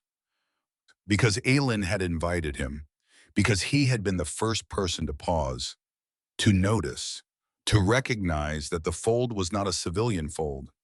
The guard paused, she said, because the fold told him something before he understood what it was telling him. And that pause, that small professional hesitation, is the reason we are having this conversation. She looked back at Kalen. "I would like to ask him to do something now." something he may not want to do, something I have no right to ask, but something that I believe 6 people deserve. She met his eyes across the room, gray eyes carrying 11 years of weight. I would like to ask him to say their names. The room waited. Kalen stood near the wall, in his press uniform, with his ribbon, with the weight of 6 names that he carried everywhere, that he had carried to this room, that he had been carrying since the day the last transport cleared and the guns went silent, and he was left standing in a position that had required 7 people to hold. He looked at Aylin, and she saw the war, not the battle, the war inside him, the war between the man who wanted to remain invisible and the soldier who knew his friends deserved to be named. He stepped forward, 1 step, then another, toward the center of the room, away from the wall, away from the edge, into the light. And the room made space, not because anyone moved deliberately, the way water makes space for stones, naturally, inevitably. He stood in the center of the reception hall, crystal light pouring down from 3 stories above, 200 people watching, and a courier who had not spoken about Meridian Rift in 11 years. He was silent for a long time, the kind of long time that stretches, that fills the room with its own weight. Not because silence is empty, because silence, real silence, the silence of a man gathering the strength to say 6 names is one of the fullest sounds in the world. Then he spoke. Lieutenant Petra Vasic, 1 name, into the crystal air. Corporal Deshi Okafor, 2. Private First Class Juno Hailstrom, 3. Specialist Ren Thayer, 4. Corporal Mika Sudworth, 5. He paused, longer this time, because the 6th name was the heaviest. The man who had held the left flank for 3 hours from a seated position, who had died 20 minutes before it would have mattered. Sergeant K.L. Marin, 6. Somewhere near the service entrance, Lyra Marin closed her eyes. She held the journal against her chest, and she closed her eyes, and she heard her father's name spoken by the man who had been with him at the end. In a room made of crystal, in a palace on a planet her father had never visited, 11 years after his death. And the name sounded different here. In this room, in this light, spoken by this voice, it sounded like something being placed down carefully after being carried for a very long time. Not dropped, not discarded, placed, with care, with precision. The way Kalen folded his uniform, the way he handled the cracked photograph case, the way he did everything that mattered to him. He said nothing else. He did not explain who they were. He did not describe what they did. He did not tell the story of 11 hours or 4,000 civilians. He said 6 names, and then he was done, and he sat down, and the room remained standing. No one knew how to sit after that. Sitting felt insufficient. 6 names spoken in that voice, in that light, with that ribbon on that chest, had done something to the room that sitting could not undo. The silence lasted 11 seconds. Someone counted later when they were trying to describe the moment to someone who was not there. 11 seconds, 1 for each hour. Although no one planned it that way, some things just align. The reception continued. Speeches were given. Conversations resumed. The diplomatic machinery of the evening restarted with the practiced efficiency of institutions that know how to absorb disruption and keep moving. But the room was different. People who had not looked at Kalen when he entered were looking at him now, not staring, not with intrusive fascination, with the quiet awareness of people who have realized they are in the presence of something significant. Several military officials approached him, quietly, with a particular restraint of people who outranked him technically, but felt outranked by him in ways that rank could not measure.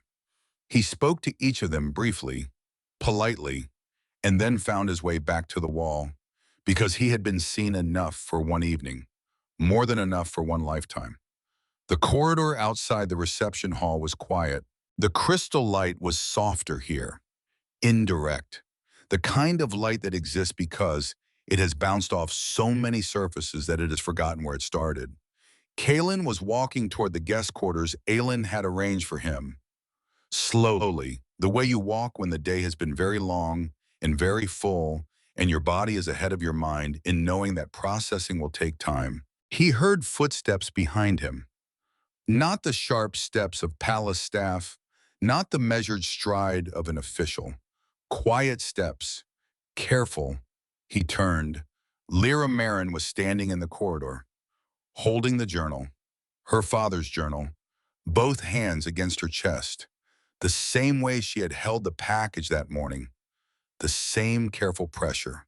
He looked at her, and she looked at him. And the corridor was very quiet, and the crystal light was very soft, and 11 years of distance closed by approximately 1/4's length. Miss Marin, he said. Mr. Voss. Formal. The way two people are formal when the things between them are too large for informality. When first names would imply a closeness not earned through normal channels of friendship, but earned through something else entirely. Something that does not have a protocol. You knew, he said, not a question. I knew who you were before you walked in this morning. The records office position. I applied 2 years ago when you told me the delivery would come to a Valkyrie-affiliated archive.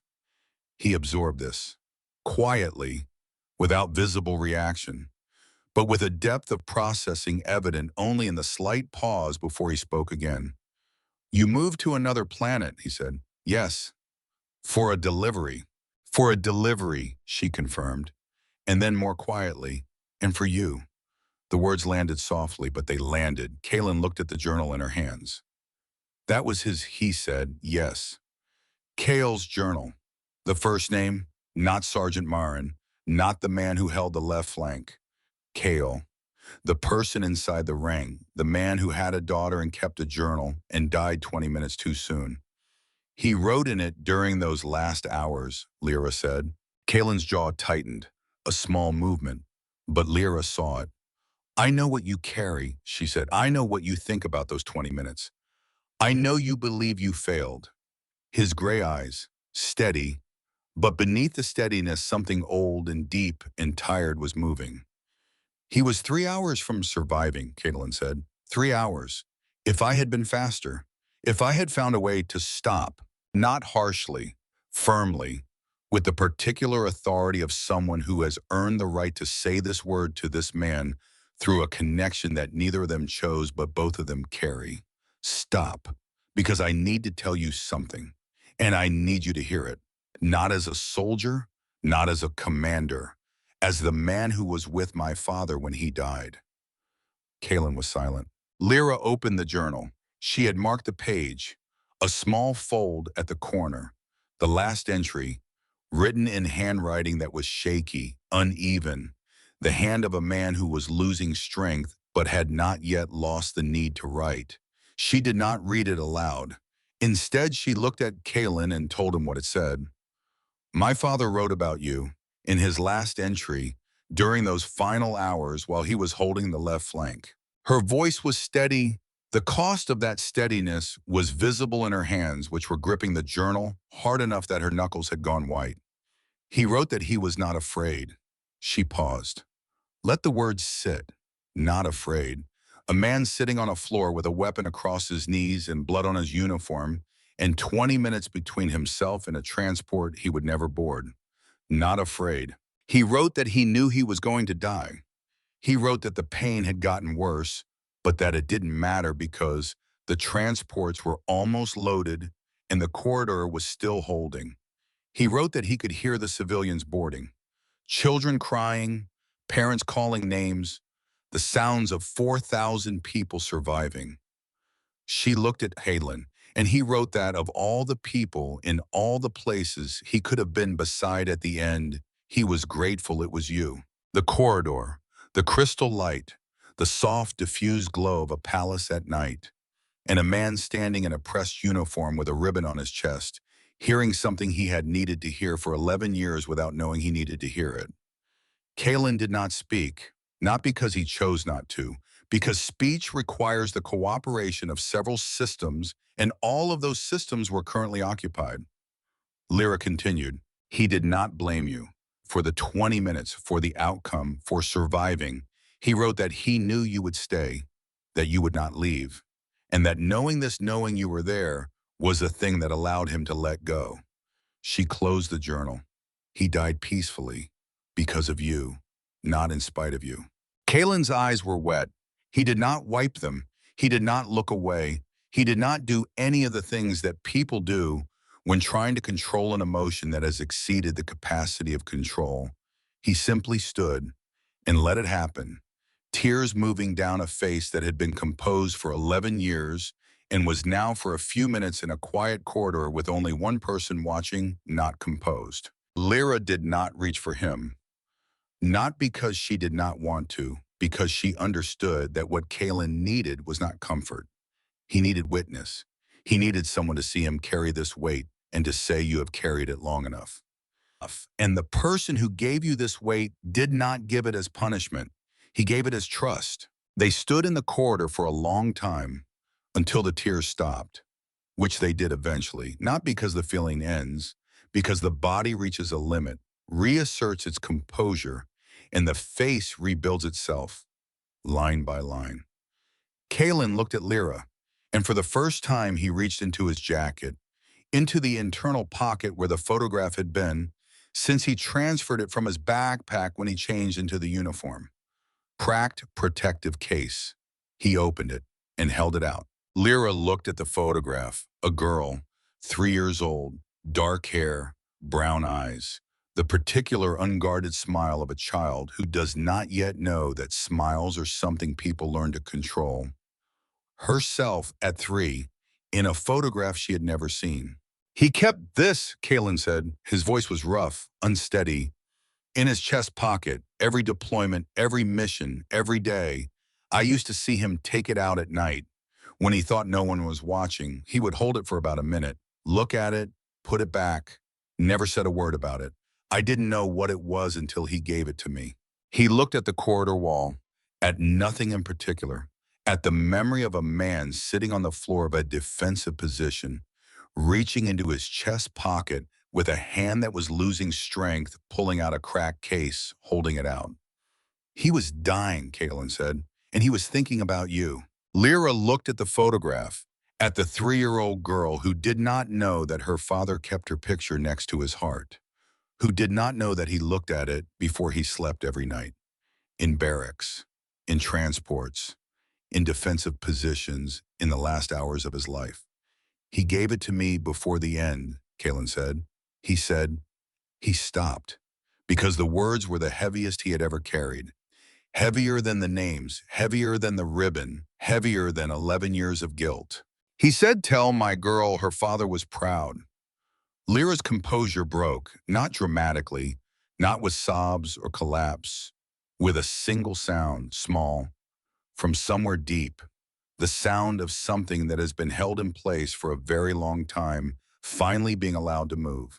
She took the photograph. She held it with both hands, the way her father had held it, the way Kalen had held it for 11 years across star systems, through checkpoints, in backpacks, in jacket pockets, in a cracked case that had been cracked for so long that the crack had become part of the case.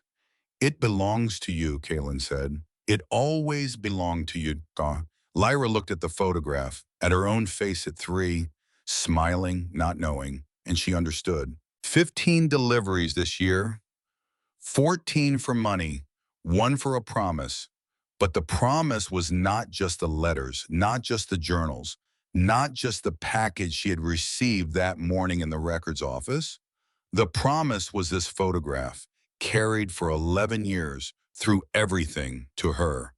Tell my girl her father was proud. He had delivered the message. The next morning was quiet. Palaces are quiet in the morning before the 300 visitors arrive, before the checkpoints open, before the machinery of institutional life begins its daily rhythm. The morning belongs to the staff, the guards, the people who prepare the building for the people who use it. Kalen stood at the crystal entrance, backpack on his shoulder, field jacket, old jeans. The uniform was folded in the backpack ceremonial fold, same precision. But the cracked photograph case was not in the side pocket where it had sat for 11 years. It was with Lyra, where it belonged. The backpack was lighter, not by much. A photograph weighs almost nothing. But the weight Kalen had been carrying was not measured in grams, and its absence was noticeable, not as joy, as relief, as the specific sensation of something heavy being set down after being held for a very long time. I was not healed. He knew that. 11 years of guilt does not evaporate in one evening, in one conversation, one corridor. He would still wake up some nights and hear the sound of weapons fire that existed only in his memory. He would still see 6 faces when he closed his eyes. He would still reach for his chest pocket and feel the absence of the photograph before remembering that it was where it was supposed to be, with Lyra, where it belonged. But something had shifted, a crack in the weight, a fracture in the structure that had been holding it in place. Small, but real. And through that fracture, for the first time in 11 years, light. Hallen was at the checkpoint. Of course he was. Same post, same table, same professional half smile. 4 years of consistency do not change because of one extraordinary day. The checkpoint process would resume. 300 visitors, bags open, credentials verified, the rhythm continuing. But Holland was different, not visibly. Same posture, same uniform, same calm competence. But something behind his eyes had shifted. A permanent awareness that comes from having met someone who changed your understanding of what the people coming through your checkpoint might be carrying. Kalen walked to the table. Transit courier, he said, outbound, no inspection required.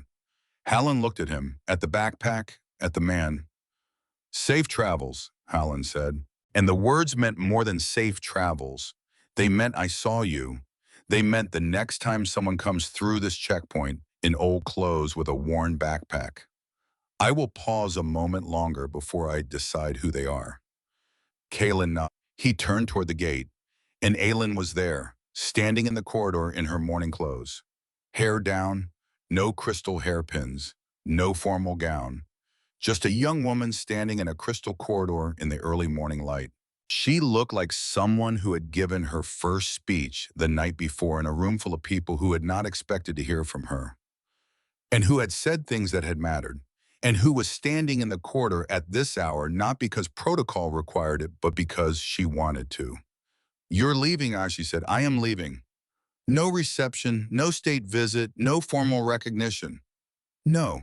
She looked at him, at the backpack, at the man inside the field jacket who had walked into this palace 20 hours ago as a courier and was walking out the same way, except not the same way. Something between them had changed. Not the dramatic change of revelation or transformation, the quiet change of recognition. Two people who had seen each other, really seen each other in the specific way that requires one person to look past the surface and another person to allow it. Thank you, she said. For what? For wearing it. He looked at her, and the ghost at the corner of his mouth arrived and stayed long enough to be called a smile. Small, worn, but real. Thank you, he said, for the reception. I meant the speech. I know what you meant. A beat. She remembered the feeling from the checkpoint. The way he had said thank you for seeing the fold. It was not the gratitude of someone being offered something. It was the gratitude of someone who had been seen, which was a different thing entirely. He nodded once, then turned and walked through the crystal gate into the morning, into whatever came next. Another transit job, another checkpoint, another planet. The life of a courier who carried a ceremonial fold and a ribbon, and the names of 6 people who would now, thanks to a princess and a daughter and a guard who paused at a fold, be remembered. Aelin watched him go. She stood in the corridor until his figure disappeared beyond the palace grounds. A man in a field jacket and old jeans carrying a backpack with a ceremonial fold inside it, walking into a morning looked exactly like every other morning. Unremarkable, invisible, the way he preferred. She thought about the speech she had given last night. The first time her voice had filled a room that mattered. The first time she had stepped past the role the court had assigned her and claimed a different one. She thought about her father's face in the audience when she had walked to the platform. Surprise, concern, and then as she spoke something else, something she had never seen directed at her from that particular face. Respect. I had not said anything to her afterward, but he had nodded once. The same nod Kaylin had given her just now, and she had understood it the same way. She thought about Lyra somewhere in the lower east wing, holding a photograph of herself at 3 years old, holding the last message from a father who had died, thinking about her, beginning the long, slow process of letting that knowledge change the shape of her grief. Not smaller, not lighter, just different. The kind of different that comes when you learn that the person you lost was thinking of you at the end, that you were the last thing on their mind, that love was the final weight they carried. Aylin stood in the crystal corridor, morning light pouring through the vaulted ceiling, the same light, the same corridor, the same route she took every day. Then she turned and walked toward the administrative wing, the same route she took every morning, but not the same woman taking it. Years later, Guard Hallen would train new recruits at the palace checkpoint. Every class eventually asked the same question: how do you recognize a legendary soldier? Hallen always smiled. You don't. He would pause, let the answer sit, let the recruits shift uncomfortably, let them wait. The loud ones usually want to be remembered. Another pause. The real ones are usually just trying to get to work.